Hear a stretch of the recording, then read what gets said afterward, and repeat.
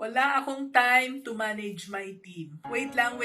Kailangan ko pang makausap si supplier. Tapos kailangan ko pang aprubahan ng design ng marketing at sumagot dito sa mga sangkatutak na emails na to. O tapos meron pang mga tauhan na naghihintay sa Zoom meeting namin. Naku anak, habang lumalaki ang team mo, dumadami din ang mga responsibilities mo as a leader. It's a common growing pain. Bigla mo na lang mapapansin na mas madami ka ng tao na dapat i-manage. Nakakawindang. Alam mo anak, pinagdaanan ko na yan at alam ko na kung ano ang gagawin para ma-manage ito more effectively.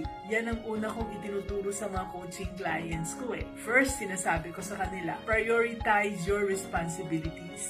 Next, delegate mga tasks na time-consuming at saka high priority. Tapos, gumawa ng regular na check-in schedule with your team. Madaming mga app na pwede nang gamitin natin para mas madali ang ating organizational communications at para ma-automate ang ating mga trabaho. Ito pa ang bago kong natutunan. Okay ang magpa-help sa mga team members ko pag hirap na ako. Iniisip ko din mag-hire ng manager para makatulong sa akin. Kaya umpisahan mo na anak so you can empower your team, create a more productive work environment, and so that you can be a business-minded Pinoy.